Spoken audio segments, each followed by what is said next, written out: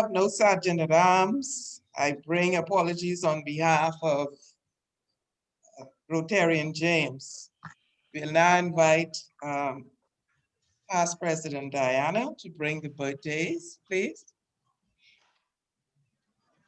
Hello, good morning. It is with great pleasure I announce happy birthday to twins, Jamie and Huey, all celebrating on the 17th of this month. Happy birthday. We wish you all the best in the years to come. Thank you. Thank And you. Thank you. And I'm sure you sent me their Happy pictures. birthday, So let me apologize for Terry and not having Jamie. them up. My emails are not downloading on my laptop either. And I'm in a totally different time zone. Okay. I may not have seen your email. It's not coming in on my computer. All right. Now we'll have announcements.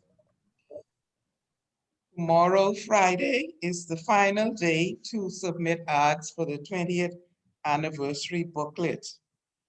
We are requesting that members submit an ad as we are still trying to populate the booklet. So tomorrow, those members who have not done so yet, you still have an opportunity to place an ad in the booklet. Send us a passport photo along with $75, and we'll be able to include you. Certainly, please include your congratulatory message along with that. We would certainly appreciate that. Donations will continue to be accepted throughout up to the middle of May.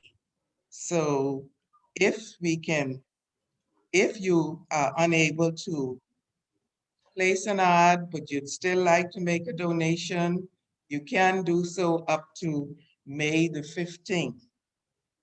The church service will be held on Sunday, May 2nd at St. Ambrose Anglican Church, located at Carmichael and Gladstone Roads. The time will be 9 a.m.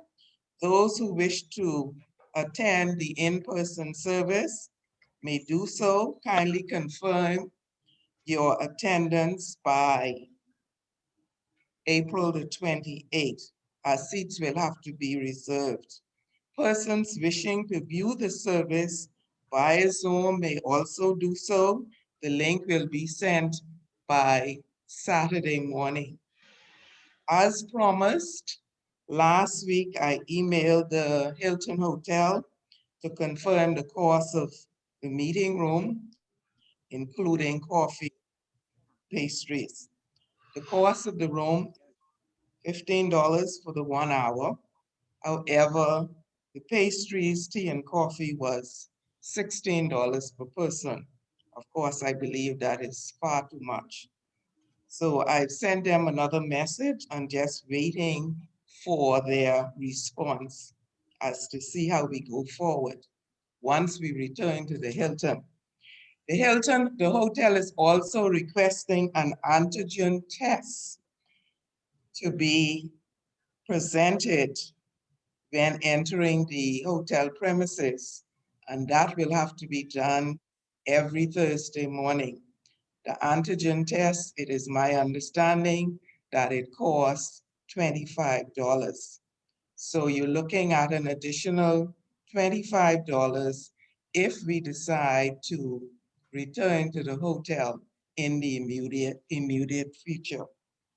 Are there any questions as it relates to the announcements?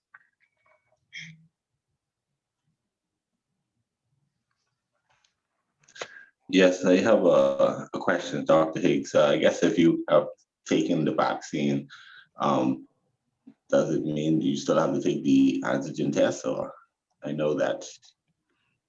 That is the question that I have to ask the management of Hilton. Actually, since so many persons have taken at least the first vaccine, we need to confirm whether in fact the antigen test is still required? I think, Madam President, based on the announcement yesterday, you have to be fully vaccinated for in-room dining. So that's Okay. going to be at least May. So that answers that question. Thank you, PDG. Are there any Thank other you. questions?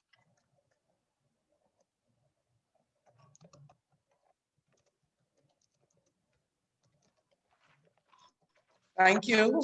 Are there any further announcements? Yes, Madam President.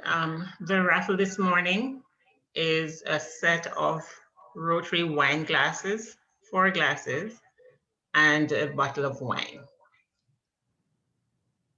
Red wine, for those who need to know. Tickets? And so the tickets are 1 for $5 and 3 for $10. So please, as usual, enter your request in the chat and I'll enter you into the draw. Thank you, Secretary Donnet. And now we'll ask Rotarian Simone to kindly introduce our guest speaker, Dr. Omala Ablack Hudson, who will speak on the topic, prevention and management of diabetes. Rotarian Simone. Thank you very much, Madam President, and it is our pleasure to welcome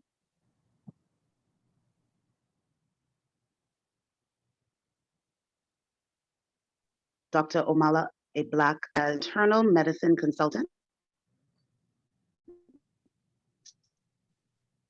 and also director at the hospital. You are welcome to our meeting and look forward to your insights on this topic. Good morning, everyone. Thank you for introducing me, Simone. Let me just upload my slides. Okay, so I need the host to allow me to share my slides. Thank you for inviting me. Yes, my topic this morning is diabetes and the prevention of diabetes. I have been given 20 minutes to speak and I will try my very best to stick to that time, but that should not be a problem. Okay, I'll just upload the slides and we can get started.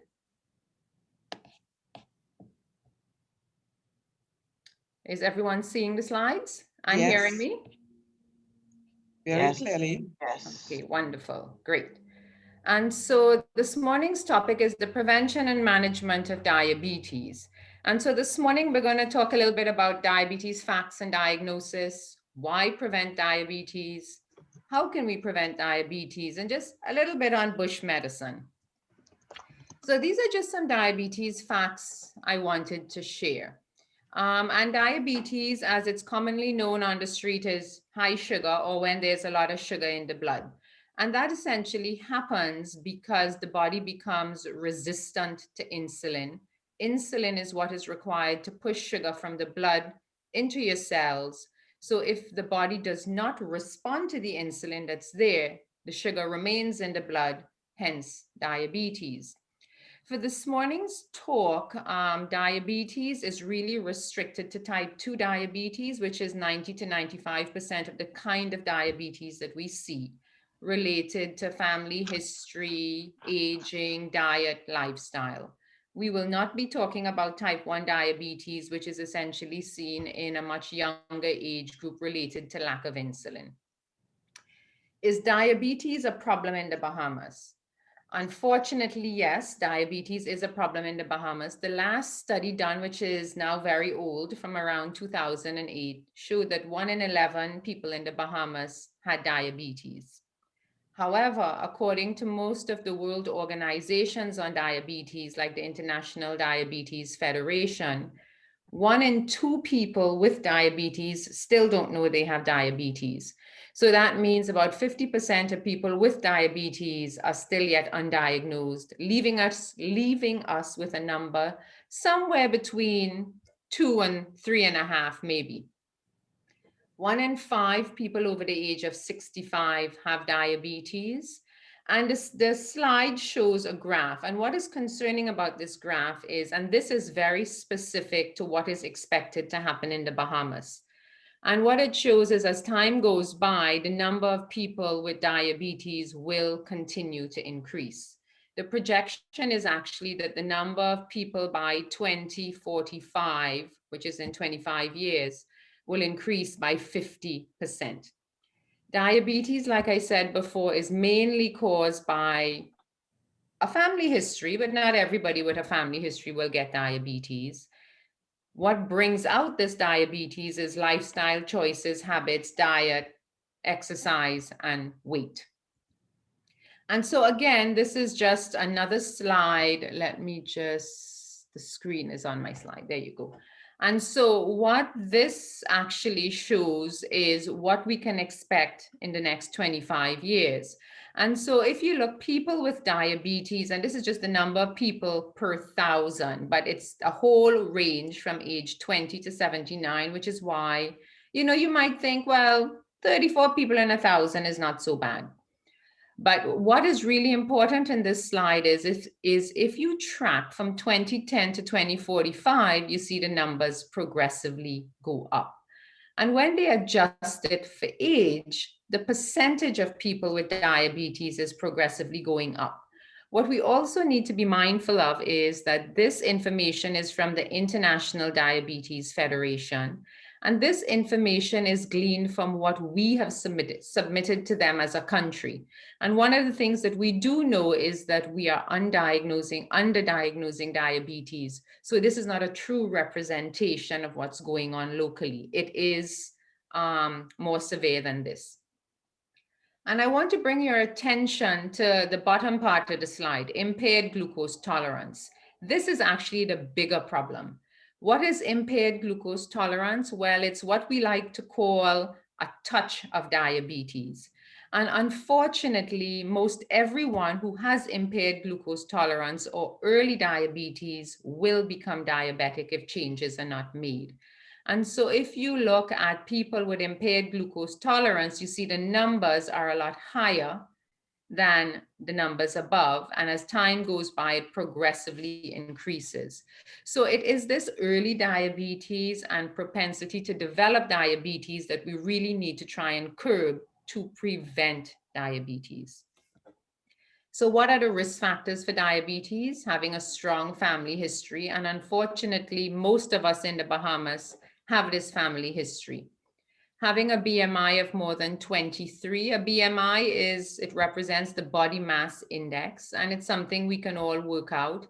It's weight in kilograms divided by height in meters squared, and then you get this number.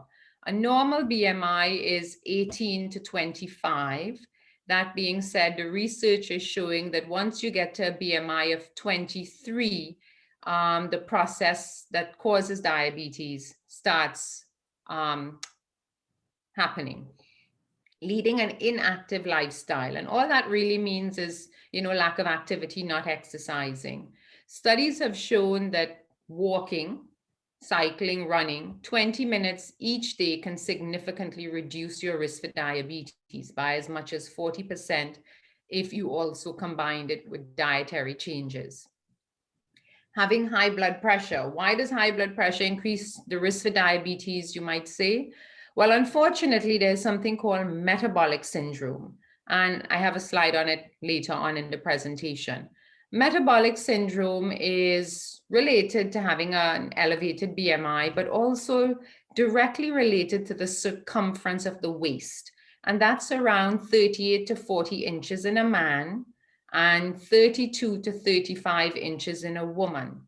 Once the waist gets to be more than this measurement, the risk for high blood pressure, diabetes, and high cholesterol significantly goes up. And this is something called metabolic syndrome. Having abnormal blood cholesterol or lipid levels, again, goes back to metabolic syndrome. Having a history of gestational diabetes, which is diabetes during pregnancy. 50% of women who were diabetic during pregnancy will go on to become diabetic later in life. Being over 40 years of age, and this is why the guideline or the recommendation is anybody over the age of 40 should be tested for diabetes. Why? Because you can walk around with diabetes for as long as 10 years without knowing that you have diabetes if you have not been tested. And unfortunately, during this time, there is ongoing damage that leads to long-term complications. Having impaired glucose tolerance, which I hinted at earlier. And so at your physical checkups, you are tested for impaired glucose tolerance. And at this point, you can receive advice, treatment, and guidelines to reverse and prevent diabetes. So how do we diagnose diabetes? Most people are diagnosed because of symptoms. You know, they present, and there's a slide for symptoms. We can go through that. Most people will present complaining of, you know, frequent urination, feeling thirsty more than normal, hungry more than normal, losing weight, feeling tired, lack of interest and low concentration, numbness or tingling in the hands and feet, blurring of vision, frequent infections. And from the female perspective, a lot of women go to the doctor seeking care or treatment for a yeast infection to find out that they have diabetes. Slow healing wounds. We get a lot of people presenting because maybe they've stepped on something, they bucked their toe, the shoe is tight, and so they have reasons why they feel there might be an excoriation or an ulcer on the foot. However, it takes long to heal, and in seeking care, the diabetes is revealed. So we do blood tests. What are some of the blood tests that we do? Well, the first blood test that we actually do is something called a fasting blood sugar test if we're trying to figure out, are you somebody that we need to screen for diabetes? And a fasting blood sugar test is a test that you do when you wake up in the morning before you've had anything at all to eat or drink. If that fasting blood sugar number is more than 126, you have diabetes. Another test that we do is something called an A1C test. What is this A1C test? This measures the percentage of sugar in the blood for the past 3 months. So if we were to measure your blood sugar today in April, it's going to tell us what the sugar as an average has been like from sometime around February, March, and up until this point. A normal test result is anything less than 6%. If you have more than 6% of sugar in the blood, you fall into the pre-diabetes or early diabetes group or the diabetes group. So we often do this test at physicals so that we can better assess what is your risk for diabetes and give you the right advice. But a lot of times people come in saying, well, my mom has a blood sugar monitor. I checked my sugar and it was over 200. What does that mean? And so anyone who has what we call a random blood sugar at any point during the day, usually 2 hours after having had something to eat, however, with a blood sugar of more than 200 probably has diabetes. So we've gone through the symptoms of diabetes. So why do we make such a big deal about diabetes, and why do we want to prevent the complications? Diabetes is still the #1 cause of blindness in the world. Diabetes is the #1 cause of blindness in the Bahamas. Diabetes is a very, very common reason for kidney disease, kidney failure, and needing to go on the machine for dialysis 3 to 4 times a week. And I see Dr. Grant is on the call with us, and she's an expert with telling us how prevalent diabetes is in the Bahamas and how it leads to kidney disease. Heart attacks and strokes. Most people who die from a heart attack or a stroke get a heart attack or a stroke because of the complications related to diabetes. And so these are really the top reasons why we like to diagnose early or prevent diabetes. So how does diabetes cause these complications? Essentially by the high sugar causing blood vessel damage. So even though you may not feel badly, if the sugar numbers are high, and we spoke about what normal numbers were before, that high sugar acts as a toxin to your blood vessels, causing damage to the inside of the blood vessels. So the high sugars will cause damage to the blood vessels of the heart, hence heart attacks, to the blood vessels in the brain, stroke, to the blood vessels in the eyes, blindness, to the blood vessels going to the nerves, especially in the legs, which is why people with diabetes have nerve damage, or what we call polyneuropathy, where they do not feel anything in the legs or the feet. And this is why people with diabetes often present with what we call a diabetic lower limb complication. And this is the number one reason why people end up having amputations, because of poor diabetes control and the sugars damaging nerves and blood vessels in the lower limbs. If you wait until you have one of these complications to decide, you want to be compliant, you want to take the medications, unfortunately, we have missed the opportunity for change as the damage is irreversible. So how do we stop diabetes? Well, there are many ways to stop diabetes, but one of the top things that we can do is to be mindful of what we eat. What we know now is that even though we may have a family predisposition for diabetes, what is driving diabetes is our lifestyle, what we eat, high sugar foods, processed foods, not enough vegetables, not exercising or not working out regularly. And like I said earlier, just exercising 20 minutes a day makes a big difference in diabetes prevention. Making water your primary drink of choice. There is no benefit to juice. Juice still has fruit sugar in it. If you're going to drink juice, you should actually switch to eating fruit and not drinking the juice and just sticking to the water. Eating a high fiber diet. Why? Because the more fiber you eat, the more full you will feel, as well as fiber is low in sugar. And when it gets broken down, it does not release that much sugar. Quitting smoking. Why? Because when you smoke, the nicotine in cigarette smoking causes the body to not respond to the insulin. If the body doesn't respond to insulin that you're making, the sugar goes up, hence diabetes. Avoiding a sedentary behavior, sitting all day.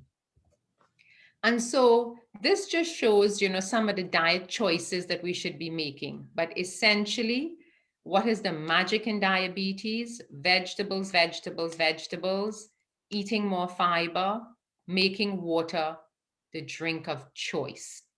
And so the plate that we have here on the right side of the slide shows what your plate should look like.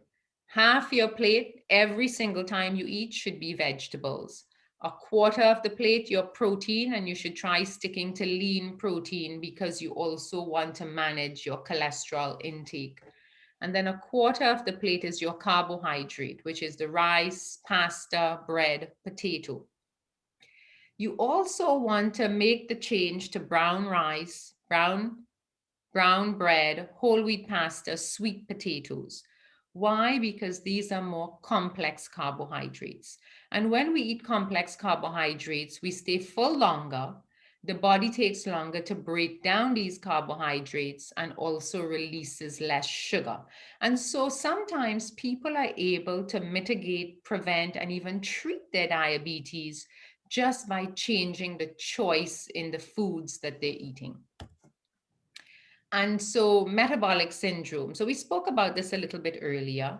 In men with a waist of more than 40, but you will see some of the literature says 38, and in women 35 inches, some of the literature says 32. This is what causes insulin resistance. So with exercising and being mindful of the size of your waist, exercising to reduce the size of the waist is a way to prevent diabetes, but also to treat diabetes should you become diabetic, as many people have been able to manage their diabetes just with diet, lifestyle, and waist reduction changes. So what are some easy hacks that you can do now to prevent diabetes? Add a veggie to each meal, any vegetable. Any vegetable that you have, you can add to the meal. And what I often recommend is I pick the vegetables that are cheap that week, and BAMC offers a good option for buying vegetables at a much reduced rate. Cabbage is a wonderful vegetable because you could steam the cabbage and you can have it at breakfast with your eggs. You could have it at lunch. You can have it at dinner as a side. So it's a cheap and easy side. Frozen vegetables, because they're cheaper and they last longer and you don't have to do very much to prepare them outside of defrost them or heat them up. The snacks that we choose, you know, you want to give up the soda, the juice, cakes, cookies, sweets, chips. And the best way to give these things up is to not buy them. And not have them in the home. One of the other things that you can do is, you know, you can get a jar, a reward jar, and for every dollar that you would have spent on soda, juice, cakes, cookies, you keep putting it in that jar, knowing that at the end of the month, whatever is in the jar, you can use it to reward yourself, you know, buy a new pair of running shoes or buy some workout equipment or use it to pay for a gym membership. And so that's a good way to reward yourself for not having snacks. What could you snack on? Vegetable sticks, nuts, unsweetened granola, a piece of fruit, but you have to make sure that you have these snacks on hand. If you don't have these snacks on hand, what's going to happen is you're going to knee-jerk to the poorer food choices. Walk more whenever you can. So in the car park, walk around the car park before sitting in your car and going home. Take the stairs if you can. Walk around the office rather than calling on the phone. You know, count your steps. And most of us, you know, have smartphones. All the smartphones has that app on it where it can tell you how many steps you've walked for the day. If you are not getting to 6,000 steps for the day, you're not walking enough. And so you can do that to gauge with helping you figure out, well, how much should you be walking? When you get to 6,000 steps, then you want to go to 10,000 steps. With diet, waste, eating more vegetables, getting to 10,000 steps a day, most of us will be able to prevent or reverse our diabetes. And then the other big one is prepare and plan your meals at home. Because unfortunately, a lot of the foods that drive diabetes are the foods that we eat when we purchase meals outside of the home. And so bush medicine. So some of the common things that you hear people talk about that they may use in diabetes are things like cinnamon, turmeric, bitter melon, the leaves, and also eating the fruit. And this is what we locally call Karilla or Sarasi, ginger, neem, using the neem in the form of a tea. All of these things are safe in usual amounts, obviously, and they have been shown to help reduce blood sugar and improve the body's sensitivity to the insulin. And so all of these things, you know, cinnamon added to your oatmeal to increase your fiber, turmeric added to your vegetables. Turmeric is that yellow stuff that, or that stuff that makes the curry yellow. And you can add turmeric to your beans, your peas, your meats, almost anything you cook, you can add turmeric to. And bitter melon, you see it selling in the food store now. It looks just like the little ones that we see on the vine, but they're a lot bigger. These things, you can steam it, you can boil it, you can put it in a soup, you can eat it raw. Ginger, neem. Neem, again, you can use to make a tea. These things have been shown to help reduce blood sugar. So, you know, if you want to use these things, they are safe. And from looking at what is used as bush medicine throughout the Caribbean for diabetes management, people are not using unusual, unsafe supplements for bush medicine in diabetes. So that's a good thing. And so what should you do now? If you are over 40 and have a family history of diabetes, or you have never been tested, you should do so at your next physical. Start eating more vegetables and less carbohydrates and sugar. Exercise 20 to 30 minutes daily. And when I say exercise, we only mean brisk walking. Maintain the size of the waist, less than 35 inches for a woman, less than 40 inches for a man. If you have diabetes and you are on treatment, make sure you comply with your medications, your diet, and keep your follow-up appointments. So thank you very much. And if there are any questions, I will take them now. Thank you. The floor is now open for questions.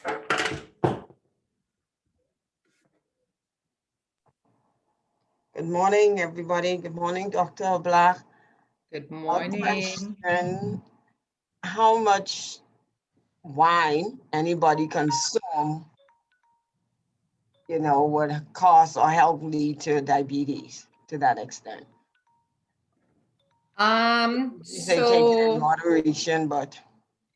Right. So one of the slides actually did have alcohol there as a risk factor or lifestyle choice that increases the risk for diabetes. And the reason for that is because alcohol is a carbohydrate. And it increases blood sugar. So two things about alcohol. There are limitations to alcohol, even if you're not diabetic. And so for a woman, that limitation is 1 unit of alcohol per day. And a unit is like 8 ounces of beer, 6 ounces of wine, 1 ounce of strong liquor, gin, rum, whiskey.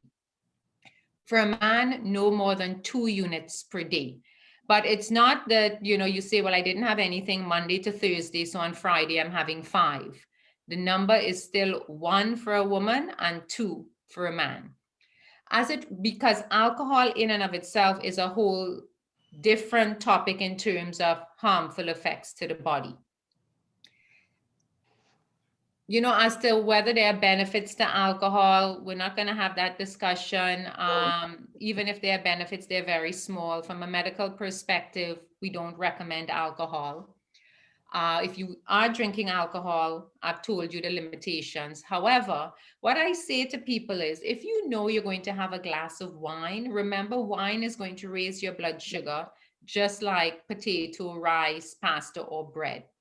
And so what I recommend is if you know that you have an issue with diabetes or early diabetes, if you're having the wine, forego the bread, rice, or pasta with the meal, or understand that the wine is your dessert. Does that help? Yes, thank you.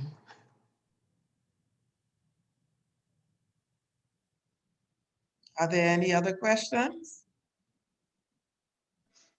Yes, I have a question, Dr. Higgs here. Very good presentation, very informative. I know you mentioned that we should include vegetables in I guess in our diet or meals per day. Is there a particular order in which you should either eat the vegetable before the carbohydrates or the meats or the starches, or should you eat it after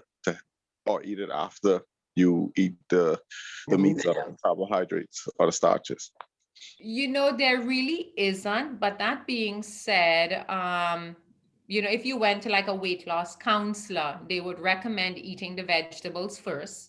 Why? Because you fill up on the vegetables, and when you fill up on vegetables, then the amount of carbohydrate you end up eating becomes less. So it really is a matter of preference, but if someone is trying to lose weight, it's often recommended to fill up on the vegetables.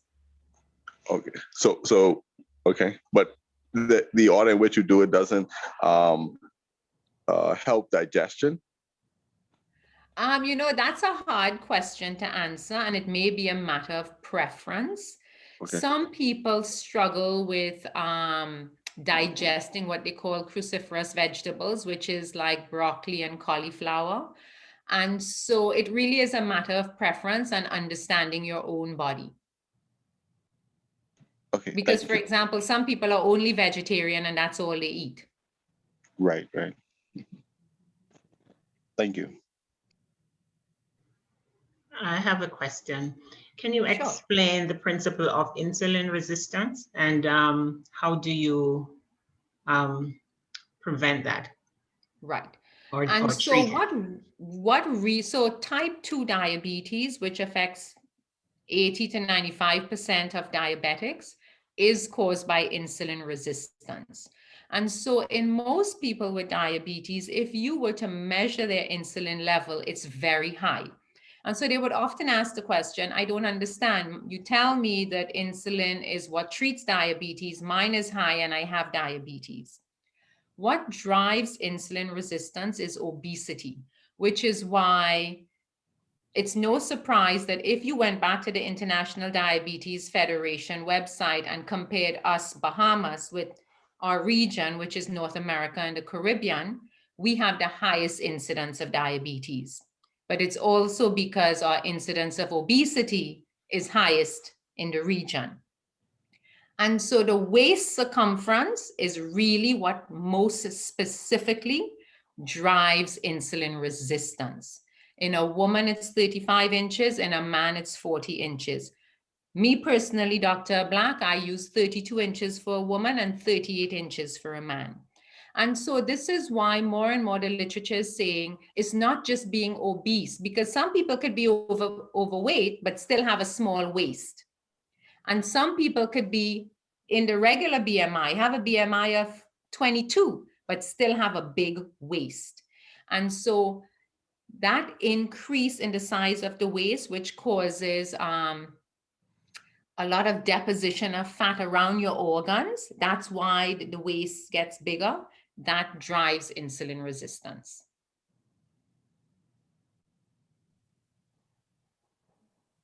That's it. Dr. Black, I might have missed this one. I saw you mention bush medicine and particular Cersei on your slide, but I didn't hear I guess the benefits or lack thereof of bush medicine and diabetes. So it was really just to highlight there are certain supplements that people use when they have diabetes or they're high risk for diabetes to prevent diabetes. And in no way should people substitute bush medicine if they are already on medications. And the reason I put the bush medicine in there is because sometimes there are things that people are taking that are really dangerous to their health. But when we talk about diabetes, I actually looked at what was reported throughout the whole Caribbean. Diabetes is not one of those diseases that we have to worry too much. Most of what people are taking are actually safe and has been shown to improve insulin resistance.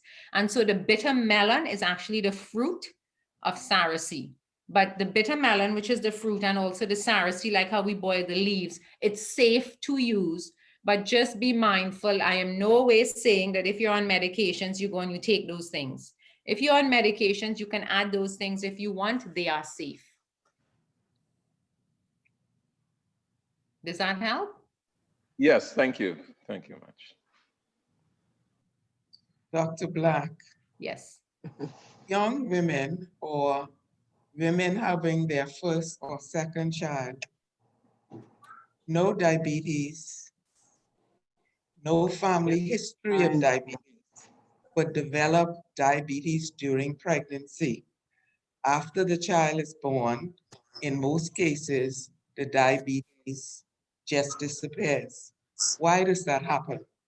So gestational diabetes is actually a type of diabetes on its own. So if you look at diabetes, there's type 1, which we didn't talk about, type 2, which we talked about, and then gestational diabetes.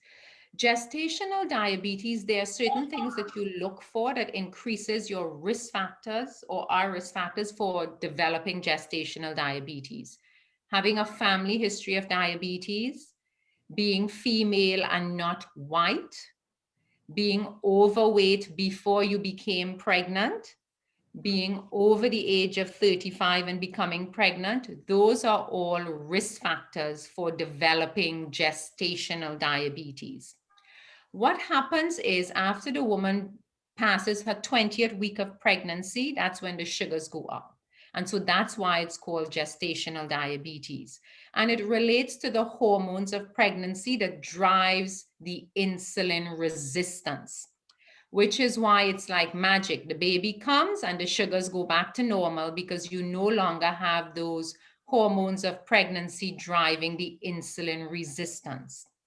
That being said, the fact that you had gestational diabetes brings out the propensity that you have from your family history that you may develop diabetes if we don't take steps to prevent diabetes.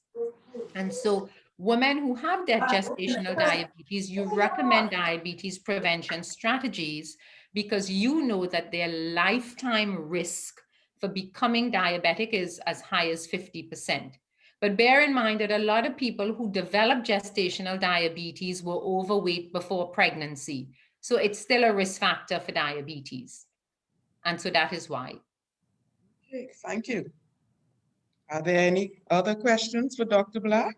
I have one, I won't say final in case someone else, but Dr. Black, is it still, I guess people say it's a myth, but most medical persons basically have said, and studies have showed, that diabetes basically is still the #1 killer in, should I say, just the Bahamas or the world? It is, it is. So remember, the #1 killer in the world right now is really heart disease. And diabetes drives heart disease, stroke. And so when you talk about a cardiovascular death, a heart attack and a stroke, they fall into the same category. And so, yes, the diabetes is what drives this cardiovascular disease. So from that perspective, yes. Thank you. Any other questions for Dr. Black?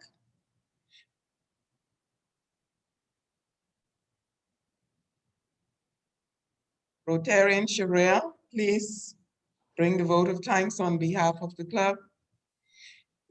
Good morning, everyone. On behalf of the president and the members of the Rotary Club of National Sunrise, Dr. Black, we want to say thank you for presenting us with a talk on the prevention and management of diabetes. We know now that a lot of facts that you have given us, we know that we have to exercise, we have to eat food with high fiber, and we have to drink water, which is really good. So now we know all those facts. We could apply them in our daily lives and be diabetes clean. So I want to say thank you. Thank you, Rotarian Sharia. Sharia, you should add stop drinking. I Yeah, don't that know too. who used to say that too. Yeah, that too. Well, he did that for her. Yeah. Moderation, moderation. Yes. Thank you. Thank you very much and have a wonderful day. Thank you so much, Dr. Black. Have a great day. Rotarian Secretary Donette. Okay, Raffle, please. so I don't know, but this morning my support for the raffle was subpar. But I'm gonna go ahead and do the raffle. Let me see, is that someone requesting a raffle ticket? Let's see, okay. Oh, we need to add some more names to that. Yes. Secretary Donette. So let me hear who else. Please add my name. Are you still adding names? I will, because I need money. Yes. Add Marsha, please. We need some more names on this slide. Okay, so if you came in late and you didn't see the prize, it's 4 beautiful wine glasses with the Still haven't Rotary added logo. me, eh? Yes, I'm gonna add you. Give me a second. I'm just in the chat at the moment, taking down the names. Okay.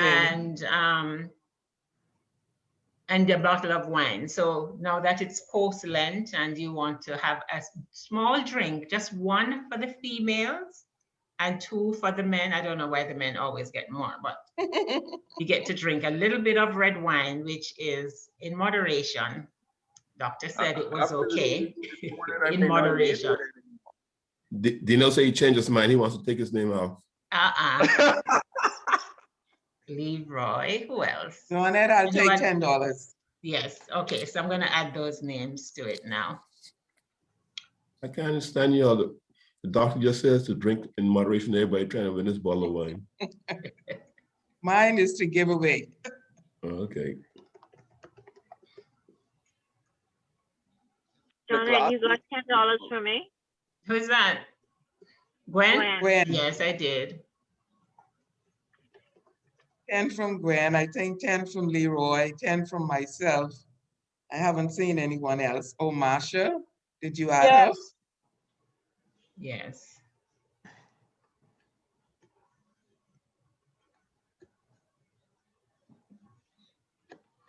All right, so let me shuffle this a bit as I added some names.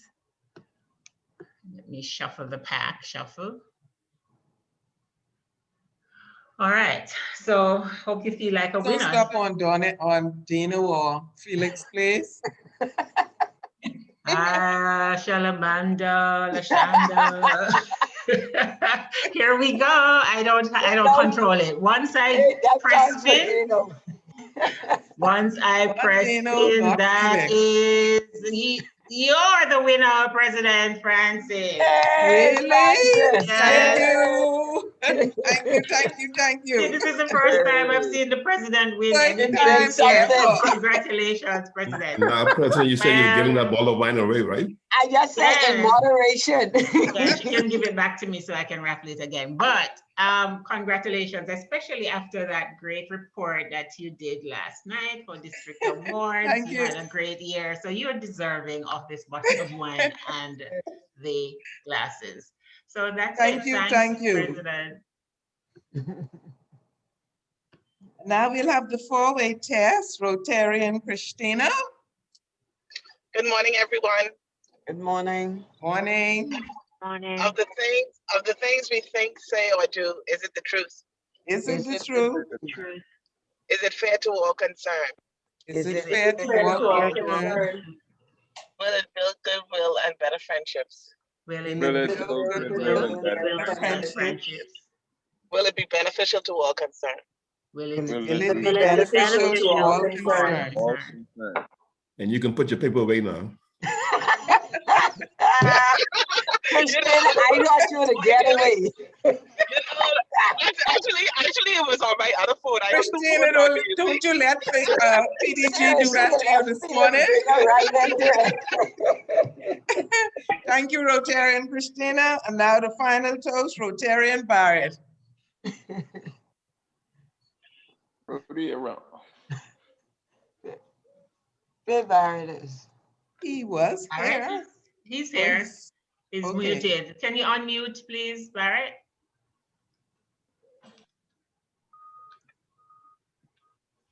Barrett, are you hearing us? He probably fell asleep, like you said, President. Oh, boy. Oh. Rotarian Dino. Rotary around the world. Rotary around the world. And I'd like to welcome, he snuck in right after we did the welcome, or DGE, Louis. Welcome, sir. Good to see you. And I think Davard and Davard Thompson. I saw Rotarian William, well, Bill, join after we did the welcome, and I'd like to warmly welcome Past President Bill. Past President Bill. Past President Bill, yes. All right, and that's it, guys. I apologize for missing the fellowship this morning. And we're gonna have a little fellowship at the end of the meeting. I'm gonna split us into groups and you get to know the members of your group. So please don't run off. It's gonna be just 5 minutes. So you meet someone, you have some new members who don't get a chance to meet the more seasoned members because we are not meeting physically. So just spend a few minutes to chat and get to know someone else this morning, someone you've never met. So I'm gonna go ahead and create the groups and I'd like you to please participate. Okay? So let me.